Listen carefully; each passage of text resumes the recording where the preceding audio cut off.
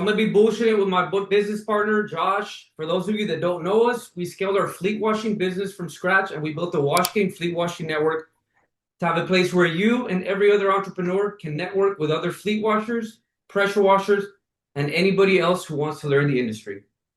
It's got an on-demand classroom, a community behind it, and unlike any other network you're going to join, if you're still debating about joining us, guys, check out the Google reviews. They're going to speak for themselves. I promise you guys will really enjoy this piece.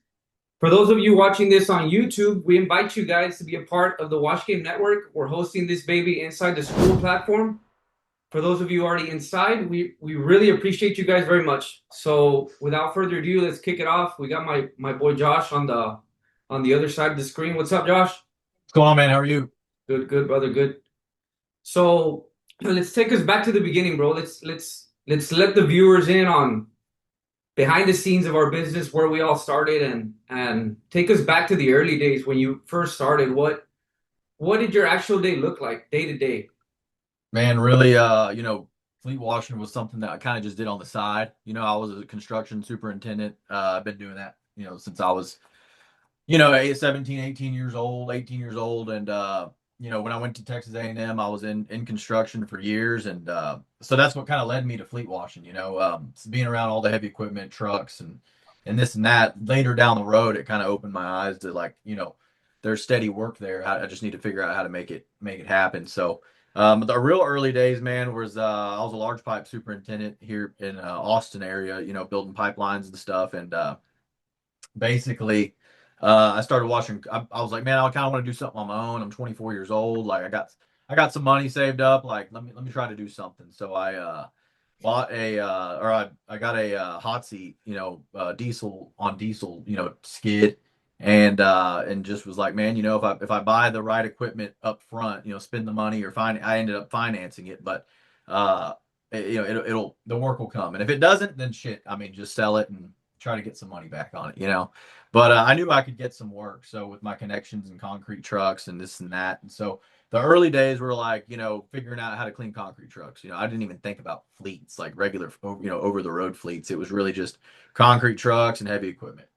And, you know, it was a lot of learning and a lot of long nights and a lot of, trying to figure out how to make it work because concrete trucks, as you know, are pretty hard to wash. So I went through a bunch of different kinds of chemicals.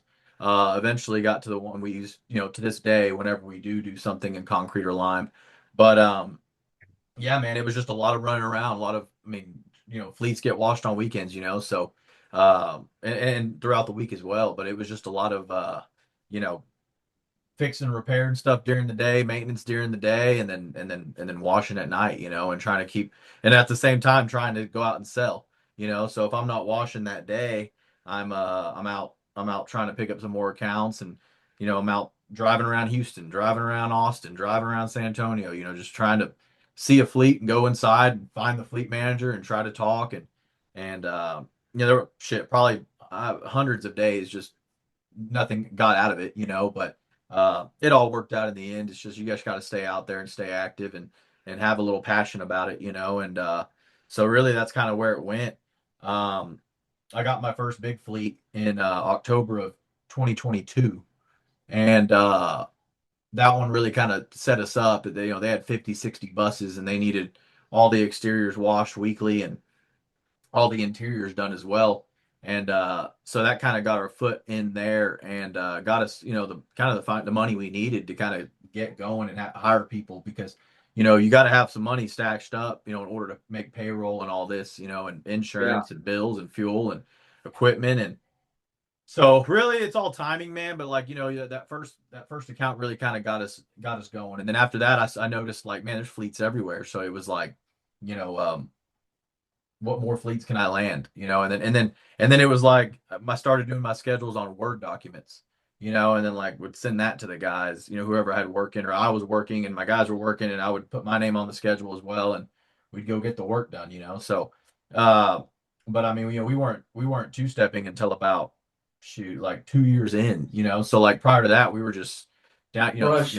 yeah, brushing and low pressure applying soap with a on-demand pump and brushing, and that was about it. If they wanted acid, we do acid, but I mean, yeah, wash quality wasn't. If I would have known all the things I know now that first year or two, oh, it would have saved me so much money in payroll. It has saved me so much money, and I mean, you don't even want to think about it, because it's just Yeah. money thrown down the drain. So that's the good part in this community is just being able to kind of people be able to get the advice that we wish we would have had, and they can go attack it, from day one and make money, because I mean it's a good business, man. I mean, it can be a good business. I mean, you're gonna have your day. You're gonna have those accounts that cut even because I mean, you're just trying to get the guys some hours, and they're on the routes, and then even though you're cutting even on that route, then you picked up another account that you can supplement in there as well, and now they're making money, So it's as you grow,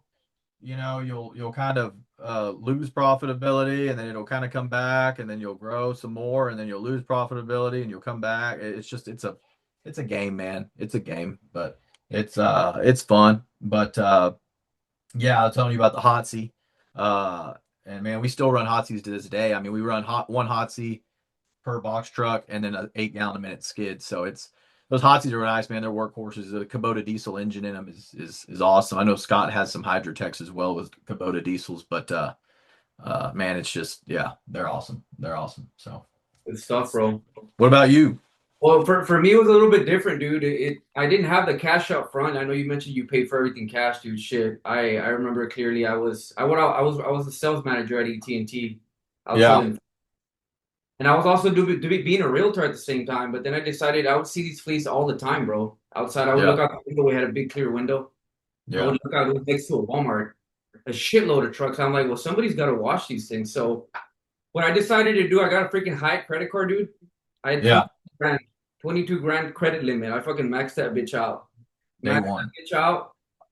The whole 9 yards, dude. Hydrotech. I have a video. I'll show it to you right now. Let me see if I can share this screen. I thought it was a funny ass video. Let me see here. The But day one stuff. I have a video of us mixing outside of fucking O'Reilly, dog. Mixing soaps. Mixing soaps, hydrochem soaps. Yeah, fucking good shit. Wow. Let me see if you can see this real quick. Can you see that? Oh yeah. Yeah, check it out, dude. A fucking Play mesquite, it. a piece of mesquite wood, dog. But then it clear you're able to clearly see to the right now. I'll show you right now. Check it out. So that's a And what step do two you? plastic with no boots on, fucking tennis shoes, and that's our little rig right there. We paid 22 grand for that thing, and I was pulling Golly. it. We had our 65, and we just basically dump it in there. But Yeah. that was some good shit, man. But we ended up paying like 22 grand, dog. Yeah. I felt like it was overpriced. I'm sure you can say the same right now too. 22 grand for a fucking trailer, a Hydrotech, and then a small 3.5 gallon pressure washer. So, but yeah, dude, we started slow, but slowly but surely, like you said, you start picking up accounts here and there. You start seeing the opportunity, and we just kind of took it from there, dude. Yeah. Yeah. I mean, you see it, you kind of want to take advantage of it and kind of I mean, and then the tricky part as well is maintaining the accounts. You know what I'm saying? Maintaining them and sorry man, one of my guys texted me. This is the downsides of having employees, but I mean yeah, maintaining the accounts and keeping them because I mean you can grow, pick up, go out and sell daily, but if you're losing an account as fast as you're getting them, where are you going? I feel like a lot of people's problems in any business is they try to fill their pockets, like they try to fill their pockets as the owner. And in reality, man, like you need to invest in yourself and in your business, just because you left a job making, I mean, hell, when I was a superintendent, I was making, 130, 140, 150 grand a year, with truck allowance and all that, and I made a good living, but especially for a 24-year-old kid. But, just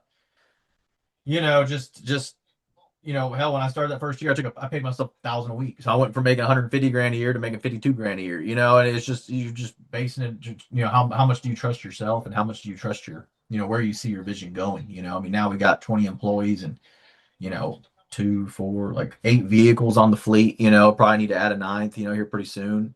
But I mean, I got a big whale account right now that I've been working on for the past few months, or actually shit since like October. So 5, 6 months. And when you get a big account like this one, it's kind of like put sales on pause. There's nothing wrong with that. It's kind of sucks because it feels like you're not gaining any ground daily. You know what I mean?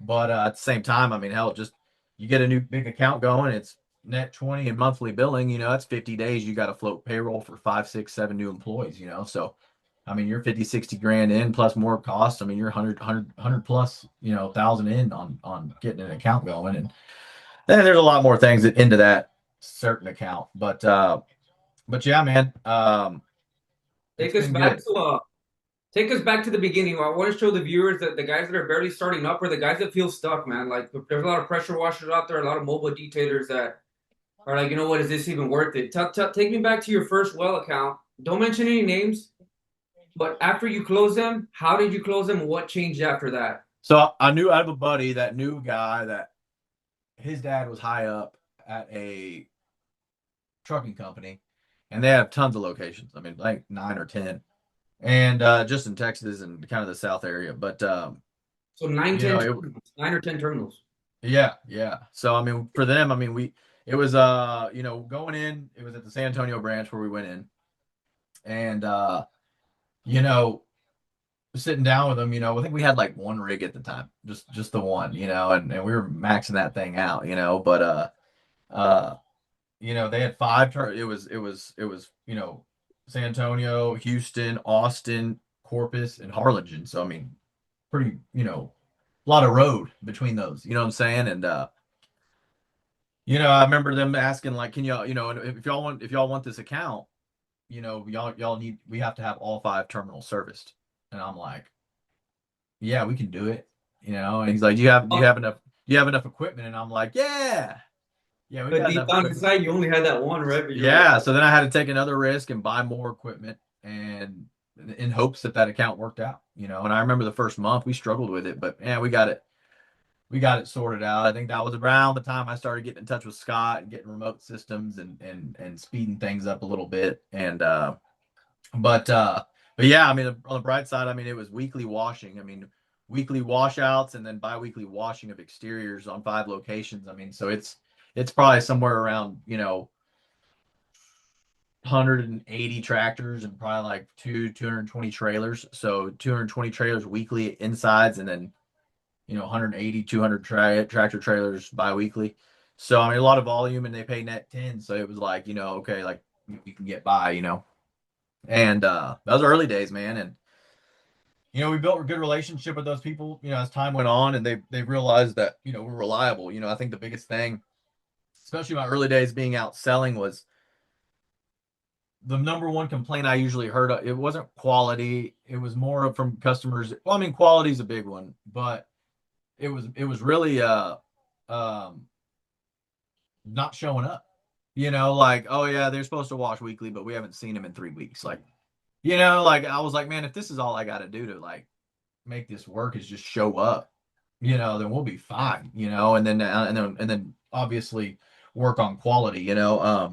We charge. We're as aggressive as the big guys. I mean, we charge more than the national guys for sure by probably 10, 20%, um, but we're still way lower than most people wash. But we've just figured out how to do it efficiently and do it correctly. And I think the biggest problem too with people is that they want to gouge. They want to make as much money as they can every time. Um, I would rather do a job weekly and make on that one account, make $800 a week, or make $1,000 a week in profit on that one account, 52 weeks out of the year, and make 52 grand, then try to gouge them and wash for them once and make 2 grand, and then you only made 24 grand. So it's playing the long game, not the short game, dude. And I feel like, you see it in landscaping or construction, or there are quotes all over the place. I mean, with pressure washing, if you're a customer, I wouldn't worry about getting too many quotes. But like construction, hell, I can get a quote, have someone come build a shop on my property, and might be 45, and the next guy's gonna be 85. It's like, dude, what the hell? Like, just people gouge, man. They want to make their money right there. And I think the biggest thing in fleet washing is like anything else, it's maintenance. It's steady, dude. You got to show up every week. Your equipment's got to show up every week. Your guys got to show up every week. And the one thing I liked about truck washing is nobody can say hey, if anybody who's washed trucks knows it's work. It's hard work. I mean, in the winter it's cold. I mean, I've had tons of nights, back in the early days, 14-hour night, 15-hour nights, and then back up early in the morning and feet got wet, 10 minutes in and I'm, working in 30-degree weather with wet feet for 12 hours. It's not for the weak, I should say. And so and people, it's a respectable business, man. And, we do a lot to also, you know, uh, take care of the environment. We use a lot of all of our chemicals are pH 7 and the runoffs neutral and anytime we're washing near storm drains, we're vacuuming the water up. We do everything we can to do our part. You know what I'm saying? And no, it's you can't lie if the truck's clean or not. You know what I'm saying? They're gonna see the work in the morning. So you can't. It's an honest living, dude. It's an honest, good business that you can't cover up nothing. You know that. I mean, if you didn't wash the truck, it ain't gonna look good. So it's you can't lie about it. And that's the other thing too. We'd have complaints about prior vendors charging for work that they didn't even do. Like they washed out our fleet, but they charged us for everything. Like, dude, we go in at night. People have to trust you. They have to trust that you're going to be honest and you're going to do a good job. So it's that trust is important, and you ain't got to be up your customer's ass, but I mean it's important to show face every now and then and let them, know you a little bit. Oh yeah. But no, Drink a I mean, little. mine was as big as yours, fucking 6, 7 terminals. But mine was, I Yeah. won't say the name now, but because they're no longer in business, right? I think they're still in business, but mine was a game changer. Mine was, they called me from Rich Logistics, this huge over the road company out of Arkansas. Yeah. Their biggest terminal here in Laredo. They stationed over 1,000 trailers, bro, back here. That was the total amount that they had down here, and they wanted 30 to 40 daily, bro. 30 to 40 Really. daily out of nowhere. And we landed that one from Google. Just by having my little Google landing page. We didn't have a website at the beginning. Yeah. They call us, hey, can you wash 40 a day? Sure. We show up, fucking two-stepping hydrochem, but our fucking dilution ratios were whack, dude. Yeah. It wasn't cutting clean, so we had to fucking bring the brush out. So really, our dilution ratios were way off, dude. But that's what really made us that financed our second rig. Our Yeah. first our first rig we paid for it. This one paid for itself. So that's how we started, dude. But at the end of the day, you talk about quality. That's important. Just showing up, dude. Showing up is gonna be key, dog. 100%. 100%. I mean, if you don't show up, then someone's gonna show up, and do the And work. if So there's one thing that I learned from this one, Josh, was never put your all your eggs in one basket. So now 2 years later, dog, lost the account. we lost the account. And it Yeah. wasn't because of quality. It was, you know what? We're closing the terminal down completely. Yep. We're making from raking 4 to 5 thousand a week, just that account alone, to zero. Yeah. Yeah. So for all the viewers out there, guys, like, do not put all your eggs in one basket. Now keep, grow and get into different, industries. I'm not saying go wash houses and this and that. I'm just saying, heavy equipment, construction fleets, garbage fleets, have a variety, of different things you do. That way it's you're safe, because yeah, I mean I've had that, I had accounts that was, 10, 20 grand worth of work a month gone, because they dropped you at a terminal because they cut their budget and then it's like, well, shit, so then you got to pick up other work to make up for it, or in the meantime, you've already had new accounts kick off that made up for it, so, but, that's the goal, man, is just to grow and stay steady. You want to keep seeing those names pop up on those invoices because that way, you're doing a good job and quality is everything, man. Make a group chat with your guys and have them send pictures every time they wash. It's just to make them take a little more pride in their work. Yeah. So if So, I were in my first year right now, Josh, what are two things that you would want to share with me if I'm ready? man, if I was in my first year, do you have any money? Zero. I have a credit card. $0. I I would have a just credit finance card. something, man. Finance a rig, find a reputable dealer, like, and that's the good part about our school is there's people in here that can hook you up with some good deals, that are vendors and um get you an engine, get you a trailer, get you finance all that. Click Lease is a good one, and they do a lot for pressure washing. Click Lease and um, Lease Consultants, they do a lot for pressure washing, and man, it's 20 grand. I mean, really, I mean, 2 drums of acid, 2 drums of chemical, trailer, engine, remote box, hose reel, hoses. I mean, dude, you're in business. 20, 25 grand. 15 grand or how much?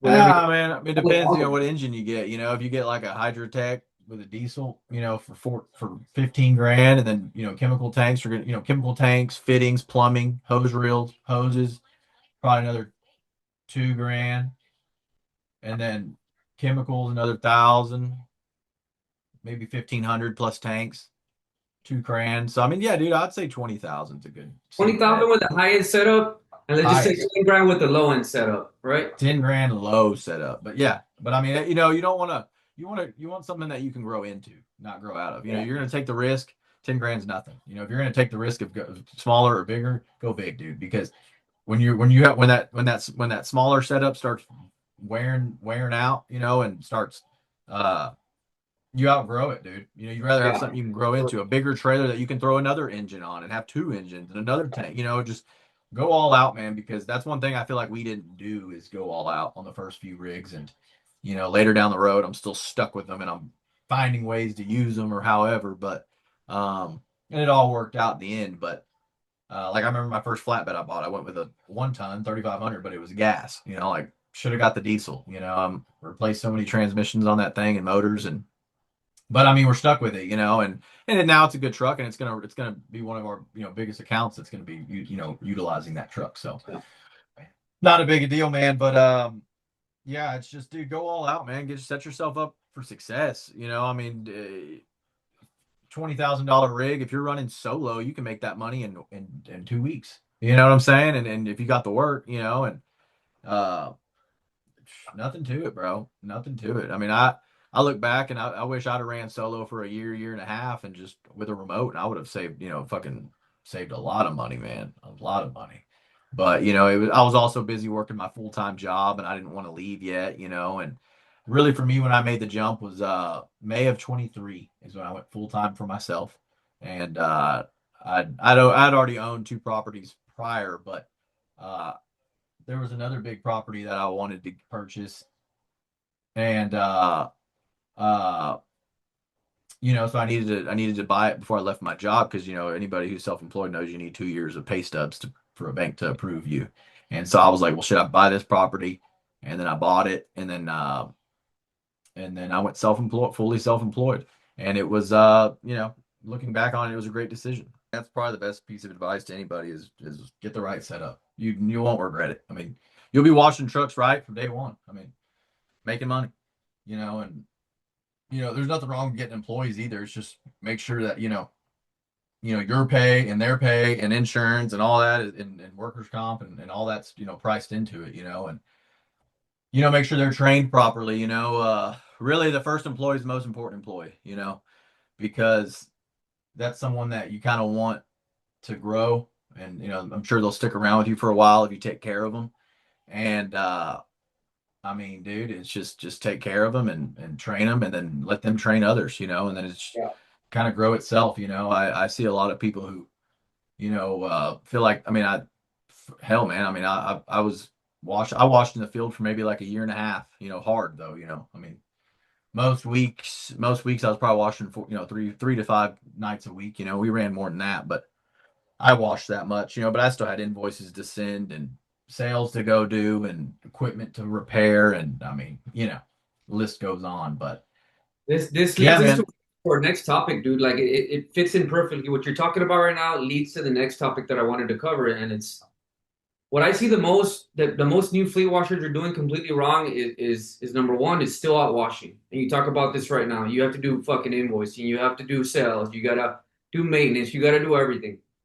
They're still out washing and doing the $20 jobs when they could be multiplying and doing the $250 jobs. You know what I mean? And Yeah. I Yeah. fucked up. You said you washed maybe a year and a half, 2 years. I Yeah. shit, I washed for 3 to 4 years, dog. Yeah. Because I had the fucking poor mentality of you know what? Well, I want to keep all the money to myself, but I quickly Yeah. realized that, hey, you know what? I need to get the fuck out of washing and Yeah. start selling, start taking care of the guys, start taking care of your customers, and take it from there. Yeah. I mean, dude, you can't do, it's like the old saying, man, you can't do everything by yourself, and that's just the truth. And you got to trust people, and you got to hire and fire, hire quickly and fire faster. You know what I'm saying? Like, if they're not worth it, get rid of them. And I feel like yeah, I mean, how much can you do in a night? I mean, if you went out by yourself, you can go make 1,500 bucks, 2 grand in a night. If you go out with a helper, you can make three. But if you go out, if you have a team of people, then you're making 10 grand a day in revenue. So it's and then it's all repetitive business, man. So it's the work steady, the work stays there, and the biggest thing is jobs. It's as long as you're doing good quality work, it's job security. I mean, every time you leave that job site, you want it to look good because I mean, that's what's going to keep your job. You know what I'm saying? So at the end of the day, we work for our customers. And that's so I mean, we're not. So you could say you're self-employed, but we work for our customers. And but they know what we do isn't easy, and we do a good job. We don't, especially two-stepping. I mean, the history of truck washing. I mean, it's everything's upcharge. Chassis upcharge, acid upcharge. Uh, tires. I mean, just the list goes on, man. And at truck washers, that's still a thing. But in mobile washing, man, we just want to bid our price, and every time we come, that aluminum's going to look good. The clear, everything's going to look nice. And that we're not upcharging you for every little thing. Except engine washing or interiors, of course. But yeah, I mean that's about it, man. So we talked about all the good fun part about good revenue, good consistent revenue, recurring revenue throughout the year, big fleets, and all the good stuff that we've gone through. Let's talk about some of the hardships. I know me and you have talked back and forth. We've been ever since we've been networking for these last 4 or 5 years. What's the worst that you ever had in this business, dog? Tell us about that. Shit, truck catching on fire for sure. You laugh You about know, yeah, truck caught on fire, and yeah, that was a pretty bad day. So but hey, it happens. And after that, honestly, like you could look at it like, damn, it's bad luck or bad whatever. But looking back at it, I think it kind of relieved some of my worry, I guess you could say, going forward, because I mean, I would always be worried about guys being out on the road or equipment breaking down or this or that. But at the end of the day, it was like, hell, I had a truck burn down. Well, how worse can it get? You know what I'm saying? So like the bad, I kind of got I mean, knock on wood, but that bad situation that happened early on, I mean, it was just like kind of a calmer in a sense, because it's like, hell, we can only go up from here. So shit, all we did was just, I mean, everything in that rig was fried. So we just had to, get another truck and build another truck, and it is what it is. So, fault was that? Whose fault was it? Sincerely looking back now, who would you blame? oh no, I mean, it's just a freak accident. I mean, it's just a freak accident, brand new equipment, brand new equipment. Tell And us what happened. Tell the man, people.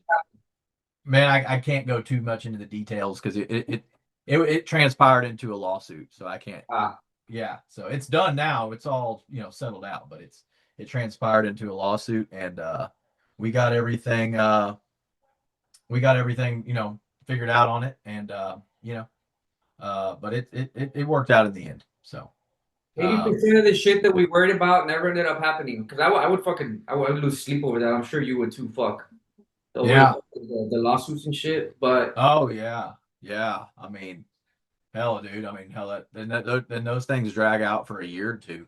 So shoot, once that thing was done, I was like, thank God. I mean, the amount of weight it holds on your shoulder, uh, you don't even realize how much weight, is on your back with that stuff, but it really, all you can do is just fucking keep going.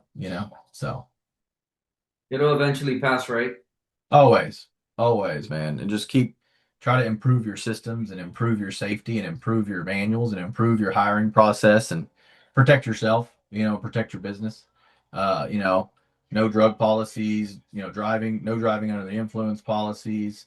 You know, probation periods, workers' comp, insurance. I mean, all that good stuff, man. It's important to really make sure you get. That's one thing not to cheap out on, again, is insurance. I see a lot of people, they're running their business and they're like, oh, we paid, $1,000 a month in insurance, or, $400, $800 a month in insurance. I'm like, man, there's no way you're covered properly. There's a difference between being covered and covered properly. I mean, it's not when something bad's going to happen, or it's not, it's a matter of when it's going to happen. And when it does happen, I mean, you're going to, hope you're covered right, and all your drivers are covered right, and you've updated their driver's licenses, and you've updated your vehicles, because you want to make sure everything that is on in your possession is covered, so yes. Yep. Good shit. Yep. But no, I mean, overall, man, I think I like, the school and all that. I think it's just a great place for people to learn, man. And all the mistakes that we've made through the years. Uh, like I said, anybody in here that needs a phone call, just DM, message me or Julio, and we'll make time to give you a shout, and just stay out there and get selling, man. I mean, that's the biggest thing is that first year or two, you need to be out picking up accounts, picking up work, picking up trucks. Maybe not down the road. You might be like, man, I don't. This one account I got about a year ago, it's really not worth it. Well, then have a talk with them and say, hey, I really can't service you anymore. And but they might say, no, we really like the service. Can we just, and then you might say, well, I have to bring the price up. And then they're like, okay, works out. So, yeah, that's the main concerns. And then customer complaints here or there, you're going to have complaints, man. I mean, something, they didn't get washed properly or however, but, it's just a matter of doing it right. If someone is watching this and they're on the fence about going all in, what would you tell them, Josh? Man, just do it, just do it. Make sure you're in a good position to do it is what I would say. Make sure you have some financing, make sure you have some backing, make sure you're not, I mean, hey, but sometimes I'll be honest with you, when you started from the beginning and you don't have much, I mean, it's kind of gives you more drive, gives you more push, because you know that you got to make this work. It's a good position to be in. When you're in the middle of that, like, oh, this has to work or I'm screwed. Like, that's a good thing that's a good pressure to have, man. Not a lot of people in this world face that pressure. Not a lot of people in this world wake up every day and have people rely on them to, you know, support their livelihood.